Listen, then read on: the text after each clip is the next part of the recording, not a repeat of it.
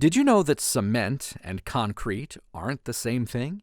Cement gets mixed with water, sand, and stone to make concrete. The 1967 case of Marquette Cement Manufacturing Company versus Louisville and Nashville Railroad Company constructs a solution for damages when a concrete mixture goes wrong. Vulcan Materials Company operated two plants in Chattanooga, Tennessee. One was the Rock Products Division, which manufactured ready-mix concrete. The other was the Concrete Pipe Division, which manufactured concrete pipe. Marquette Cement made cement for both locations. The cement for the concrete pipe location was air-entrained, meaning air was introduced into the cement during manufacturing. Air-entrained cement is suitable for making concrete pipes, but not for making ready-mix concrete. Air is added during the ready-mix concrete manufacturing process.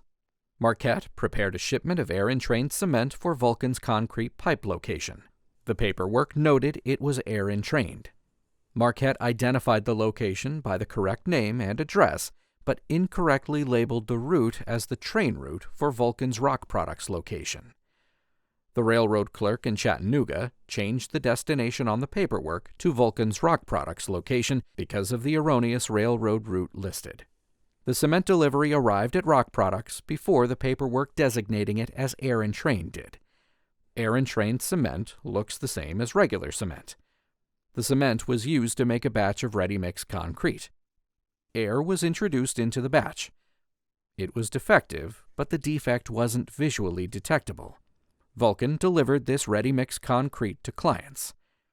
Two clients used the concrete for floors, which had to be replaced.